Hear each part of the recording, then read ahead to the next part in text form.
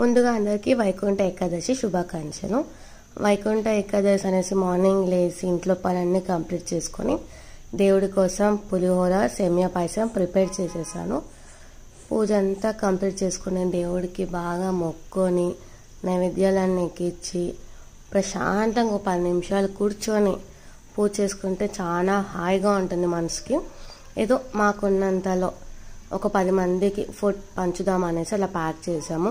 టెంపుల్కి వెళ్తున్నాం, ఇంకో ఏకాదశి స్పెషల్ ఉంది కాబట్టి దేవుడికి వడిబియ్యం పోద్దామని బియ్యము ఇంకా కందిపప్పు తీసుకొని టెంపుల్కి బయలుదేరాము. ఇది చాలా ఫేమస్ టెంపుల్. మనకి తిరుపతి, షిరిడి, శ్రీశైలం ఇట్లాంటి కొన్ని పుణ్యక్షేత్రాలలో అలాంటి ఒక పుణ్యక్షేత్రం ఇది. పెన్నాంబులం లక్ష్మీ నరసింహస్వామి టెంపుల్ ఇది. సో ప్రతి ఒక్కరు బాగా వీడియో చూడండి. ప్రతి ఒక్కరు చూపిస్తాను వీడియోలో, మిస్ కాకుండా ఎండ్ దాకా చూడండి. ఫైనల్లీ టెంపుల్కి వచ్చేసాం. ఏకాదశి కాబట్టి, అందులో వైకుంఠ ఏకాదశి కాబట్టి ప్రతి ఒక్కరు టెంపుల్కి వెళ్తారు. నాకు అది తెలుసు. వైకుంఠ ఏకాదశి అంటే ఏంటి, నార్మల్ ఏకాదశి అంటే ఏంటి అని మీకు డౌట్ ఉండొచ్చు. సో ఇందులో నేను క్లియర్ చేస్తాను. టెంపుల్కి వచ్చేసాము. దేవుడికి పూలమాల తీసుకొని టెంపుల్కి స్టార్ట్ అయిపోయాం. దేవుని దర్శనం చేసుకోవడానికి లోపలికి వెళ్దామని స్టార్ట్ అయిపోయాం. చూసారు కదా, పెన్నాంబులం లక్ష్మీనరసింహస్వామి ఎంట్రన్స్లో మనకి వెంకటేశ్వర స్వామి, పద్మావతి, అలగల మంగమ్మ పెట్టారు. మనం టికెట్ తీసుకున్నాం కాబట్టి క్యూ అనేది చాలా ఈజీ అయిపోయింది. అదే ఫ్రీ దర్శనం అయితే చాలా టైం పడుతుంది, అంత రష్ ఉన్నారు.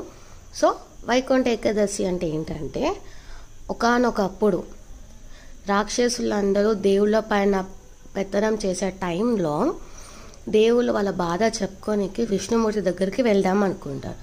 విష్ణుమూర్తి దగ్గర సింహద్వారం దగ్గరనే రాక్షసులు ఉంటారు. విష్ణుమూర్తి దగ్గరికి దేవతను వెళ్ళనీయకుండా ఉంచుదామని. సో అప్పుడు ఏం జరుగుతుంది, దేవతలందరూ సింహద్వారం నుంచి కాకుండా ఉత్తరం ద్వారం నుంచి విష్ణుమూర్తికి వెళ్ళి వాళ్ళ బాధ చెప్పుకొని విష్ణుమూర్తిని హెల్ప్ అడుగుతారు. విష్ణుమూర్తి అప్పుడు నిద్రలో నుంచి లేచి వచ్చి రాక్షసులను అందరినీ చంపి దేవతలకి మోక్షం కలిగిస్తారు. సో అందుకే వైకుంఠ ఏకాదశి రోజు సింహద్వారం నుంచి కాకుండా ఉత్తరం ద్వారం నుంచి దేవుణ్ణి చూడడానికి వెళ్తాం మనం. ఈరోజు విష్ణుమూర్తి ప్రపంచంలోని అన్ని దేవతలు, 30 దేవతలు ఈరోజు భూమిపైకి వచ్చి మనందరికీ ఆశీర్వాదం ఇస్తారు. సో వైకుంఠ ఏకాదశి రోజు ఏది మొక్కున్నా నెరవేరుతుంది. నమో నారాయణ, నమో నమ. టెంపుల్ చూసారు కదండి, ఇదేమో అక్కడ పెన్నాంబులం టెంపుల్లోనే పార్వతీదేవి అమ్మవారు ఉంటున్నారు. ఇది పార్వతీదేవి తల్లి గుడి. ఈ గుడిలోకి రాగానే నిజంగా అమ్మవారు అక్కడ కూర్చుంది అన్నట్టు అనిపిస్తుంది. అదే గుడిలో మనకి వాటర్ ఫాల్స్ ఉన్నాయి. వాటర్ ఫాల్స్ ఎలా ఉంటాయి అంటే, ఏదో పెద్ద పెద్ద ఫారెస్ట్లలో లేకపోతే ఓషన్స్లలో ఉంటుంది చూడండి, ఆ రేంజ్లో ఉంటుంది. ఫోటోషూట్కి బెస్ట్ ప్లేస్. మొత్తానికి ఈ గుడి ఎక్కడుందని మీకు డౌట్ వస్తుంది కదా. ఎక్కడో లేదండి, ఈ గుడి మన ఇండియాలోనే ఉంది. ఎక్కడ, అనంతపూర్ డిస్టిక్. అనంతపూర్ డిస్టిక్లో పెన్నాంబులం అంటే తెలియని వాళ్ళే లేరు, అంత ఫేమస్ టెంపుల్ అండి. అందరూ బాగా మొక్కోండి దేవుడికి. ఈ వైకుంఠ ఏకాదశికి మీరు మొక్కున్నవన్నీ జరిగిపోవాలని నేను మనస్ఫూర్తిగా కోరుకుంటున్నాను. అలా టెంపుల్కి దర్శనం చేసేసుకొని అన్నీ చేసేసుకొని వెళ్ళిపోతున్నాం మనం.